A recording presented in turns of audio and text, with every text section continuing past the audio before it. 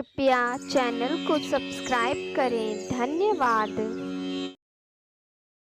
ओम नमः शिवाय। हर हर महादेव। भगवान भोलेनाथ आप सभी भक्तों पर सदैव ही अपनी कृपा बनाए रखे। मित्रों, देवों के देव महादेव बहुत ही भोले माने जाते हैं, इसलिए इनका एक नाम भोलेनाथ भी है। वैसे तो भगवान भोलेनाथ अपने भक्तों की क्षणिक मात्र की भक्ति से ही प्रसन्न हो जाते हैं और इसलिए उन्हें प्रसन्न करने के लिए किसी भी तरह के विशेष पूजन की आवश्यकता नहीं होती। परंतु कई भक्त शिव जी की विशेष कृपा पाने के लिए सोमवार का व्रत और पूजन करते हैं। मित्रों, सोमवार के व्रत को लेकर मान्यता है कि इस व्रत को करने से भगवान शिव अपनी भक्तों की सभी मनोकामना बहुत जल्दी ही पूरी करते हैं। तो चलिए मित्रों, माता पार्वती और भगवान भोलेनाथ के चरण कमलों का ध्यान करते हुए सुनते हैं सोमवार व्रत पर शिव जी की बहुत ही सुंदर कथा। पहली कथा इस प्रकार से है। एक समय की बात है, इस भूमंडल पर एक अत्यंत प्रसिद्ध राजा चंद्रहास द्वारा पालित कांतिका नाम की एक नगरी थी। वहां पर धनेश्वर नाम का एक साहूकार और उसकी स्त्री रूपवती रहा करते थे। साहूकार का व्यापार दूर दूर तक फैला हुआ था और नगर के सभी लोग उस व्यापारी का बहुत ही सम्मान किया करते थे। साहूकार तथा उसकी पत्नी दोनों ही उस नगरी में सभी से बड़े प्रेम और आदर के साथ व्यवहार करते थे।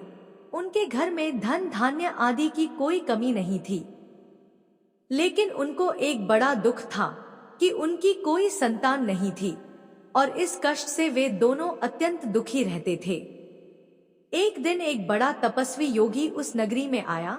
वह योगी उस ब्राह्मण के घर को छोड़कर अन्य सब घरों से भिक्षा लाकर भोजन किया करता था, लेकिन रूपवती से वह भिक्षा नहीं लिया करता था। एक समय वह किसी अन्य घर से भिक्षा लेकर गंगा किनारे जाकर भिक्षान्न को प्रेम पूर्वक खा रहा था। तभी धनेश्वर ने योगी को देखा और अपनी भिक्षा के अनादर से दुखी होकर योगी से बोला, महात्मन, आप सब घरों से भिक्षा लेते हैं परंतु मेरे घर की भिक्षा कभी भी नहीं लेते, इसका कारण क्या है? योगी ने कहा कि निसंतान के घर की भीख पतितों के अन्न के तुल्य होती है और जो पतितों का अन्न खाता है वह भी पतित हो जाता है। चूंकि तुम निसंतान हो, अतः पतित हो जाने के भय से मैं तुम्हारे घर की भिक्षा नहीं लेता हूँ। धनेश्वर यह बात सुनकर अपने मन में बहुत दुखी हुआ और हाथ जोड़कर योगी के पैरों पर गिर पड़ा तथा दुखी भाव से कहने लगा, हे महाराज, यदि ऐसा है तो आप मुझको पुत्र प्राप्ति का उपाय बताइए। आप सर्वज्ञ हैं, मुझ पर अवश्य ही यह कृपा कीजिए। धन की मेरे घर में कोई कमी नहीं, परंतु मैं पुत्र न होने के कारण अत्यंत दुखी हूँ। आप मेरे इस दुख का हरण करें, आप सामर्थ्यवान हैं। यह सुनकर योगी कहने लगे, हे ब्राह्मण, तुम चंडी देवी की आराधना करो, ऐसा करने से तुम्हें पुत्र रत्न की प्राप्ति होगी। साहूकार ने घर आकर अपनी स्त्री से सब वृत्तांत कहा और स्वयं तप के निमित्त वन में चला गया। वन में जाकर उसने चंडी देवी की उपासना की और घोर उपवास किया। चंडी देवी ने 16वें दिन उसको स्वप्न में दर्शन दिया और कहा, हे धनेश्वर, मैं तेरी भक्ति भाव से अत्यंत प्रसन्न हूँ। तुझे शीघ्र ही पुत्र रत्न प्राप्त होगा, लेकिन वह 16 वर्ष की आयु में ही मृत्यु को प्राप्त हो जाएगा। परंतु यदि तुम दोनों पति पत्नी 32 पूर्णमासियों का व्रत विधिपूर्वक करोगे तो वह दीर्घायु होगा।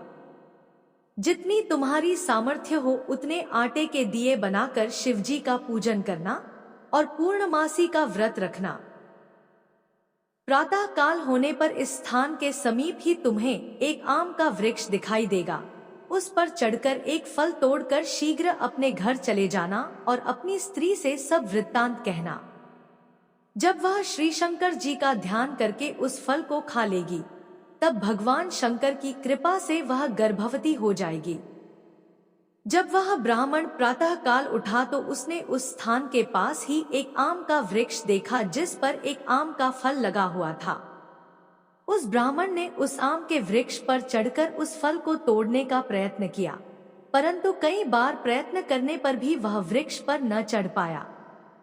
तब उस ब्राह्मण को बहुत चिंता हुई और वह विघ्न विनाशक श्री गणेश जी की वंदना करने लगा और बोला, हे दयानिधे, अपने भक्तों के विघ्नों का नाश करके उनके मंगल कार्य को करने वाले, दुष्टों का नाश करने वाले, रिद्धि सिद्धि को देने वाले, आप मुझ पर कृपा करके इतना बल दें कि मैं अपने मनोरथ को पूर्ण कर सकूं।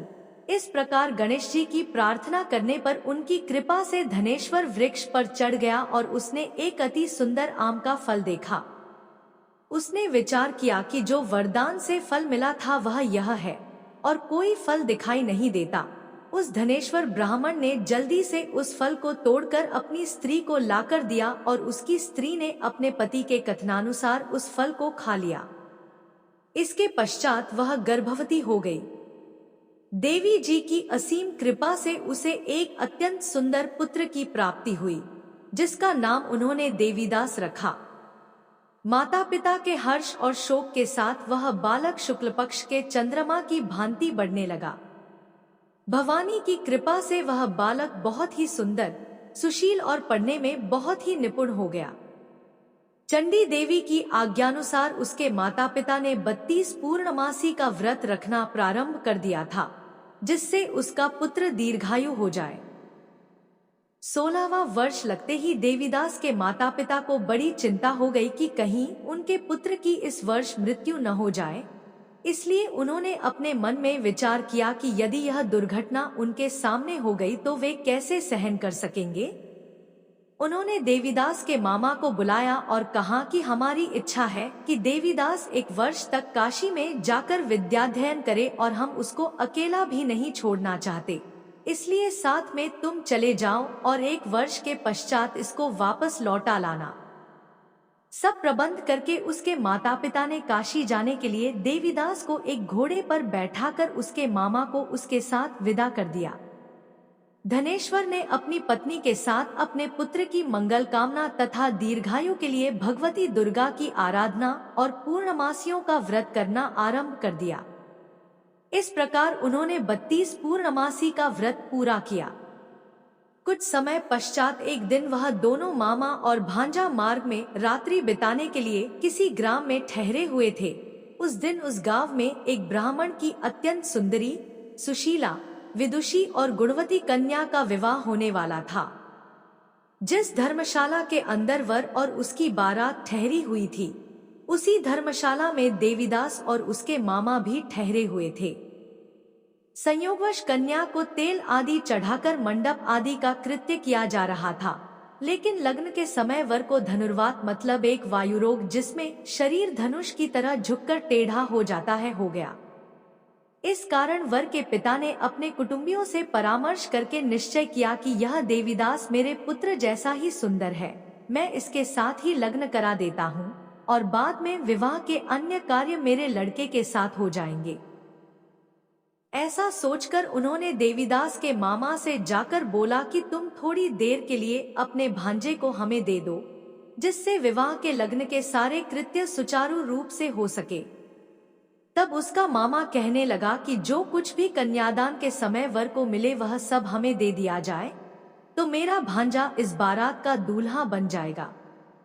यह बात वर के पिता ने स्वीकार कर ली और उसने अपने भांजे को वर बनने के लिए भेज दिया और उसके साथ सब विवाह कार्य रात्रि में विधिपूर्वक संपन्न हो गया।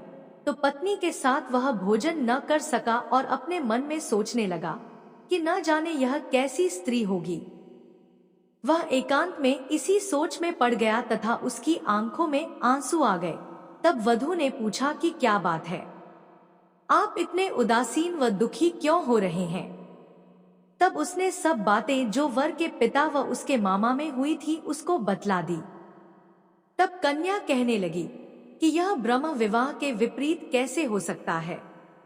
देव, ब्राह्मण और अग्नि के सामने मैंने आपको ही अपना पति बनाया है, इसलिए आप ही मेरे पति हैं।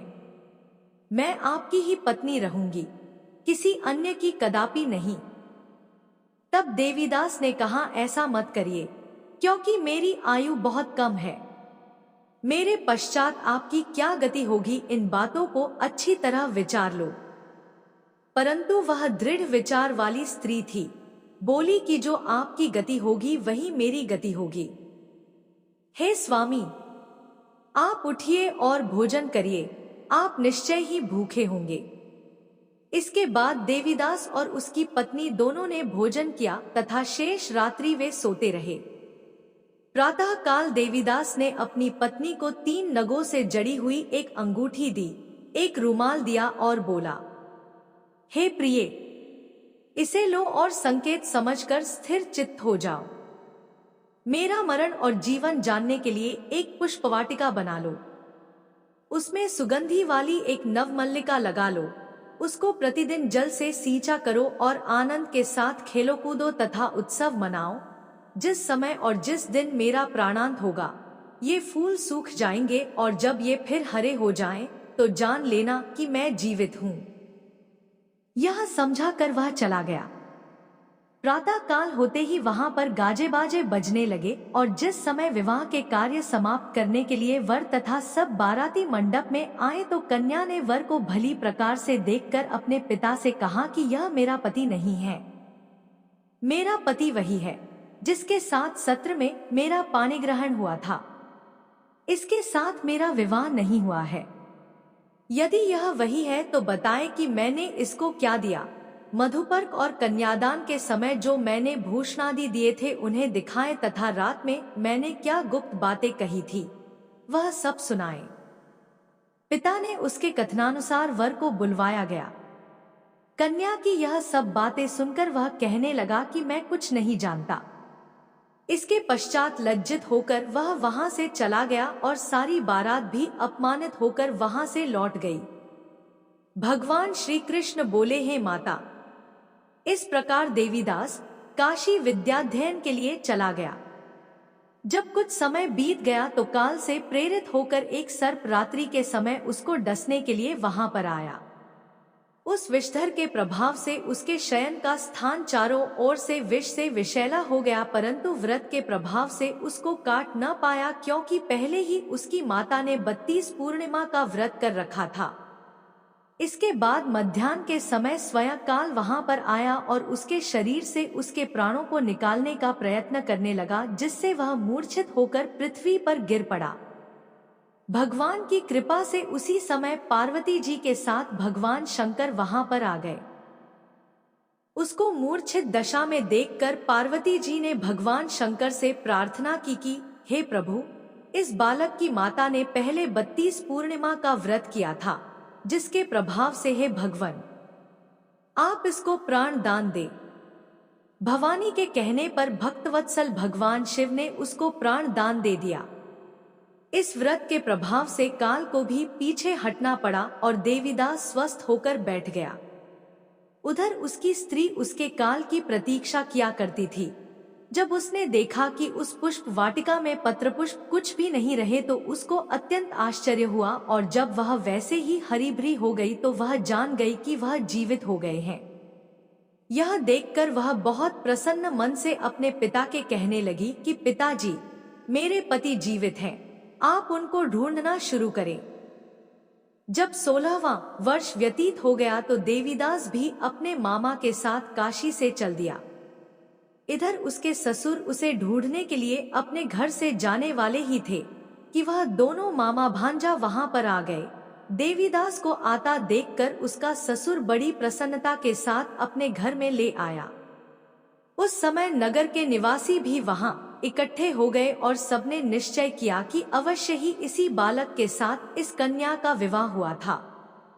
उस बालक को जब कन्या ने देखा तो पहचान लिया और कहा कि यह तो वही है जो संकेत करके गया था। तदुपरांत सभी कहने लगे कि भला हुआ जो यह आ गया, और सब नगरवासियों ने आनंद मनाया। देवीदास इसके बाद अपनी पत्नी और मामा को लेकर वहां से अपने माता पिता के पास आने को चल दिया। उसके ससुर ने भी उसे बहुत सारा धन और दहेज दिया।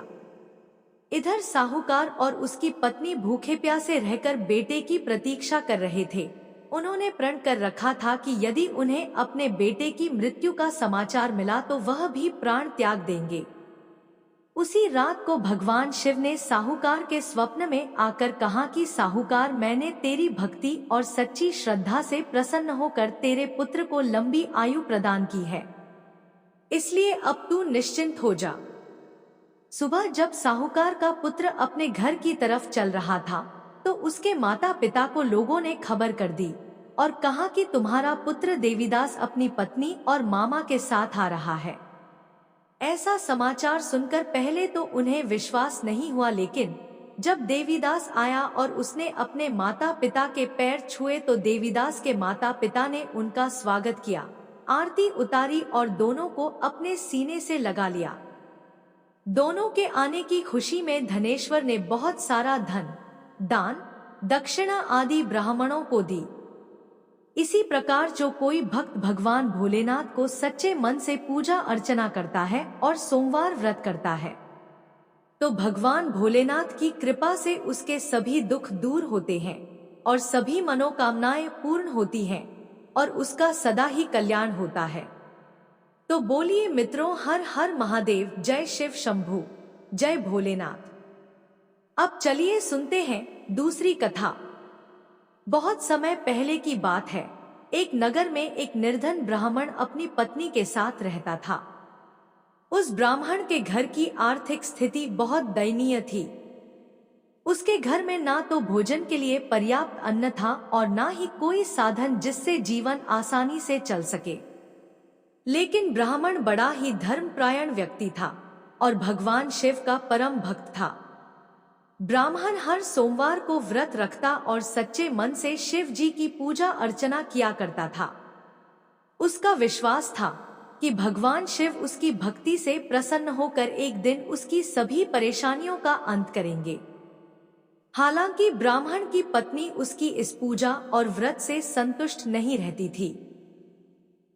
वह अक्सर कहती, सिर्फ पूजा पाठ करने से पेट नहीं भरता, हमें अन्य कम करने चाहिए जिससे हम अधिक धन कमा सके। लेकिन ब्राह्मण हर बार उसे शांत करते हुए कहता, धन और साधन से अधिक महत्वपूर्ण है शिव जी की कृपा। शिव जी की आराधना से हमारी सभी समस्याएं अवश्य समाप्त होंगी, बस थोड़ा धैर्य रखो। ऐसा कहकर ब्राह्मण अपने पूजा पाठ में लग गया। इसी प्रकार से एक दिन ब्राह्मण रोज की तरह भोजन पकाने और बाजार में बेचने के लिए जंगल में लकड़ियां काटने गया। जब ब्राह्मण लकड़ी काट रहा था तो उसे जंगल में एक बूढ़ा साधु मिला जो बहुत ही तेजस्वी और दिव्य प्रतीत हो रहा था। साधु ने ब्राह्मण को देखकर कहा, वत्स, तुम्हारे चेहरे पर चिंता की रेखाएं क्यों हैं? क्या बात है? ब्राह्मण ने दुखी होते हुए अपनी गरीबी और अपने जीवन की कठिनाइयों का वर्णन किया। साधु ने मुस्कुराते हुए कहा, तुम्हारी समस्याओं का समाधान तुम्हारे विश्वास में ही छिपा है। तुम भगवान शिव की आराधना करो और सच्चे मन से सोमवार व्रत का पालन करो। शिव जी अत्यंत कृपालु हैं। यदि तुम्हारी भक्ति सच्ची है तो वे अवश्य ही तुम्हारी मदद करेंगे। साधु की बातें सुनकर ब्राह्मण का विश्वास और दृढ़ हो गया। वह घर लौटकर अपनी पत्नी को साधु की बातों के बारे में बताता है और दोनों ब्राह्मण ब्रह्माणी ने निश्चय किया कि वे पूरी श्रद्धा और विश्वास के साथ सोमवार व्रत करेंगे। अब तो हर सोमवार ब्राह्मण और उसकी पत्नी उपवास रखते, शिव जी का अभिषेक करते और पूरी निष्ठा से उनकी पूजा अर्चना किया करते थे। कुछ ही समय में उनके जीवन में परिवर्तन आने लगा। अब तो ब्राह्मण को लकड़ी बेचने पर पहले से अधिक धन मिलने लगा।